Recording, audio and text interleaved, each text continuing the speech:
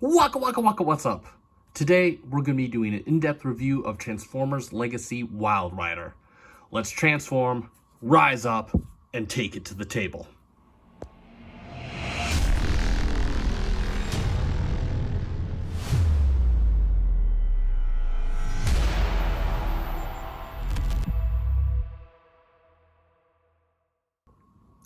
And welcome back for yet another review video, going back to the main line for a spell. And how this all developed is, as we know, Fans Toys is coming out very soon with the final component for their Stunticons. I don't have any of their Stunticons yet, incidentally, but I am all in on their Dead End, or Bandit as they're calling him, and hopefully I'll be able to go back for the other ones at some other point in time, but we'll see how that goes. Either way, this just has me jonesing to look at some Stunticons. And well, of course, I stopped at JJ's about a week ago, and he had some figures he wanted me to pick up and take a look at. And every time I stop at JJ's, he always shows me his collection, says, "Hey Finch, is there anything else you would like to take for a review?" And of course, half the time I just want to say, well, that's a very loaded question, JJ. Why don't you just let me back the car up and just throw all these inside? I'll be back in about a month. But no. I've been eyeing these figures for a while. He has a few of the Stunticons. We did look at the Shadow Strip previously about a year ago. I'll put a link in that description down below. That's the G2 drag strip. And yeah, so we're going to take a look at Wildrider today. And now JJ, he didn't want to get the box out, which is fine. The boxes are all kind of stored away. So we're just going to take a look at the figure himself. And that's all that we really need to look at, because the figure does look very good. You got some red face paint right here. The face actually does look very nice. You get a very nice neutral facial expression. Cheeks are done very, like, it's just a lot of detail in the face. Looks really good. Got some clear blue plastic for the eyes. He does have light pipes, incidentally, through a little plastic red clear thing on the top. You got some molded detail on the side, just his little screw ears or whatever. Moving on to the torso and the abdominal area, he's got a lot of molded detail. Nice silver paint on the outside of the chest with some blue as well. It does look very, very good. In fact, they spare no expense on the paint with this guy. You can see he's got paint on the arms and whatnot, a little bit brighter on the forearms and the shoulder, and a little bit more dull just above the elbow. A lot of molded detail too. Looks really good. You got just tons of stuff to kind of deviate from the bland cartoon accurate style look. Legs are adorned in black plastic. Got some molded detail. Look like flux capacitors on his thighs, and then if come down, you got some molded detail on the shins as well. You can see no gaps on the inside, save for right here. That is where his legs will go during transformation, but otherwise they try and cover it up as best they could. Really well for a mainline. And if you look at the side, you can see no gaps or anything, done really well. You do got some gaps in the arm to facilitate transformation, but it is what it is. The back is probably the most controversial part. Now, where the legs area is fine, you even got some molded car detail right back here, just the back of the car hanging out as the legs. But of course, you got the front end of the car just kind of split into three, almost kind of just kind of hanging off his back, the windshield acting like a bedpan. And a lot of people have complained that this looks kind of messy. Again, for me, if it's for mainline, it's fine. I think this is okay. It kind of adds a little bit of a aesthetic element to it, so I do appreciate that. But if you don't like this, you can of course bring this up, and you can just bring this in. Now, this has not cooperated with me for any. There it goes. Finally, it cooperated me. I had to like reshoot this segment a few times. But either way, you can just reform the hood, and you could store it like that, and he will kind of have a little less of a backpack, but it does kind of look a bit bulky back here. So it's your mileage may vary, whatever you want to do. We'll talk about his articulation next. The head can swivel all the way around. Activating the transformation joint and kind of get you to look up, look down, but we won't count that. The arms will go all the way around. The backpack kind of gets in the way. They do go all the way out to the side. You do have some bicep swivel. It is a bit tight on this copy, and you do have 90 degrees at the elbow for just shy of a yeah. The wrists don't do anything, but you do get a little bit of in and out movement due to transformation, and the waist swivel does work very nicely. He can do a fusion kick. He can do just shy. No, we'll give him the fusion kick to the back. I'm good with that. And we'll give him the fusion kick out to the side. We'll give it to him. 3 for 3 on the fusion kicks. I'll take it. Very nice moving thigh swivel. Ratchet. I believe it's like some type of like ratchet for the knee. Get you 90 to get you right in the nuts. And if you bring it down, you can see he has heel tilt for days, nothing at the toe, and ankle tilt for days. And that's pretty much it for his articulation. Moving on to his accessories, he does come with 2 guns, 1 for each of you, and they are done in black plastic.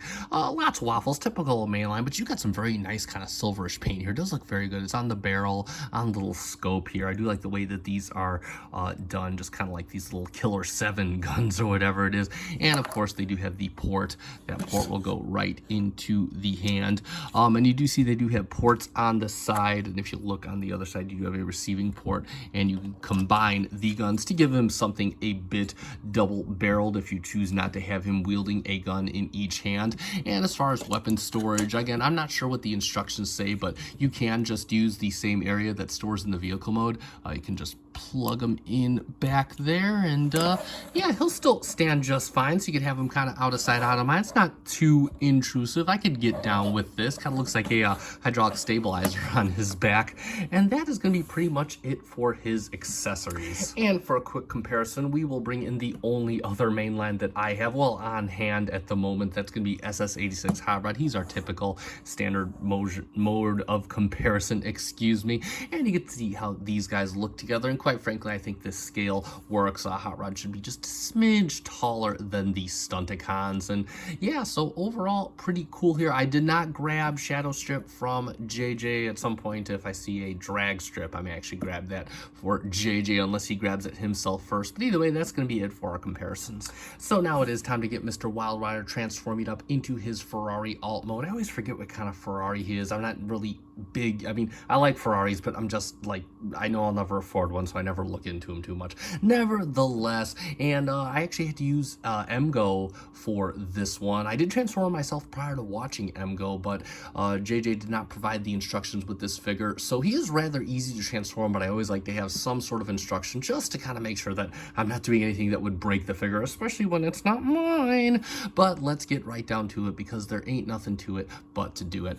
First thing we want to do is we want to open the chest at this hinge right here, and you're just going to bring it down, fold in the head, and then fold the chest back up just like that.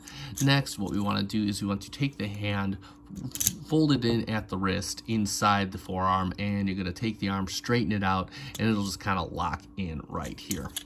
Bring this in. You can see the side of the car, nice and cohesive. Same thing with the other side. Fold in the wrist, lock this in, and then just kind of bring it up to the side like that. Next, what we want to do is we want to take and we want to rotate the waist 180, just as some preparatory work for later. And then what we're going to do is we're going to come work on his backpack. We're going to bring this up. It's just on this double hinge system right up here, and we're going to kind of bring this up like this. And then what we want to do is, just like when we did the alternate robot mode, we're going to lock in the front of the car. Leave tabs in just like that right there. There we go. And then we're going to kind of angle the, we're going to angle the car forward. You can see you got these 2 tabs that are going through these 2 slots up front, and you're just going to kind of want to angle the car forward just like that. And then we're going to bring down the windshield, and it just tabs in right here. And there you go. You can see that we basically have the entire front of the car all done. So let's finish up with working on the legs, and we're going to spin him all the way around. We can bring the toe up, and then we can open up the leg, and you're trying to work on this hinge right here. It is a bit tight, at least on this copy it is. And you're just going to bring this up, and as you're going to fold the leg over. Just kind of fold everything over. Just like that. Same thing with the other side. So bring the toe up, open up the leg, and then fold it over. Just like that. And then we're going to tab everything in. And then we can come around to the back side, and we can just kind of bring these in together, close them all up. Have everything seated just nice. Well, should tab in right down here, and oh, there it is, tabbing in at the other side right over here. And like magic, there we have Wildrider in his Ferrari alternate mode. And let's take a look at that Ferrari alt mode, and this actually looks pretty damn gorgeous. I think this looks great. Come around to the hood here, got the nice Decepticon symbol done really nicely up front. You got some venting detail right up here. You got the headlight. They have pop-up headlights on this model, so they are kind of molded in. Front end, you got some grilling detail. Looks really good, nice and aggressive.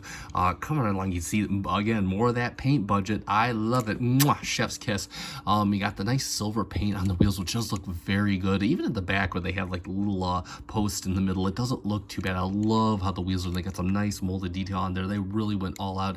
Nice like deep red or like a magenta style stripe all the way across the car. It looks freaking tacular. I got a little bit of venting here on the side of the hood. Nice little side view mirrors molded in. You had some venting molded in back. Same thing with the back where the engine would be. This is evident. It's excuse me, at a loss of words. This does not like to tab in for some reason. I saw the same thing on MGo's review, so I guess this just might be an all across the board kind of thing, but you can let me know in the comments if you have any better luck than I do.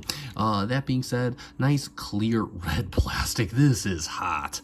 This is absolutely sexy. I love when they get to these exotic covered clear red plastic, because it does cover the inside up quite well. Only a little bit of detail into this you can see, but everything else is covered up completely. And coming around the back, you see it's kind of got like an NSX style back head, which I'm actually kind of okay with. You got the tail lights, look like they're molded in right here all the way across the back. I'm not sure if this counts as an exhaust port. I know the Ferrari didn't have it, but either the way.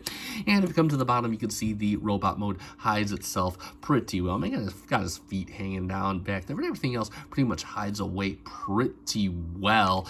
Incidentally, he will roll, just not well on my table. I am intending to get a cover for my table, just because for some reason the plastic bots don't seem to roll too well on here. And of course, you can store his weapons in this mode. You can see the same ports that I told you about when storing them in robot mode. You just plug the guns in there just like that. And yeah, it looks just about as ridiculous as any alt mode weapon storage, so not out of sight, out of mind. I would never pose him like this, but nevertheless, if you want to keep him all together when storing him in alt mode, you can totally do that. And of course, finally, for our comparison, we'll get him in there with SS86 Hot Rod, and you can see how these guys look. And yeah, this works out to me. Just kind of two similarly sized cars. I think this works okay, and I'm a fan of it. And that's going to be pretty much it for his alternate mode. But wait, we can't forget that Mr. Wildrider is part of a combiner team, which means he has yet another alternate mode. So without further ado, let's perform the short transformation to get him into leg mode, which is actually a bit more involved than most of his transformations. So what we're going to do here is what I tend to use a spudger for this. You want to bring up on the front end just a little bit, just kind of get a gap in between the windshield and the back window here. And I like to get a spudger in there, same thing for the other side. And just kind of bring that up off that tab, fold that up, and then you could fold up the front end of the car, bring this back down, and voila! There you have Mr. Wildrider in leg mode. And this isn't going to have much context for us until we look at the rest of the combiner, whenever we tend to look at that. But nevertheless, you can see how this looks. And yeah, it's more than he's ever done before. Usually he just stays in his Ferrari mode and attaches to the back of a leg, but this time he has a little bit more transformation to him. So there you have Mr. Wildrider in his leg mode.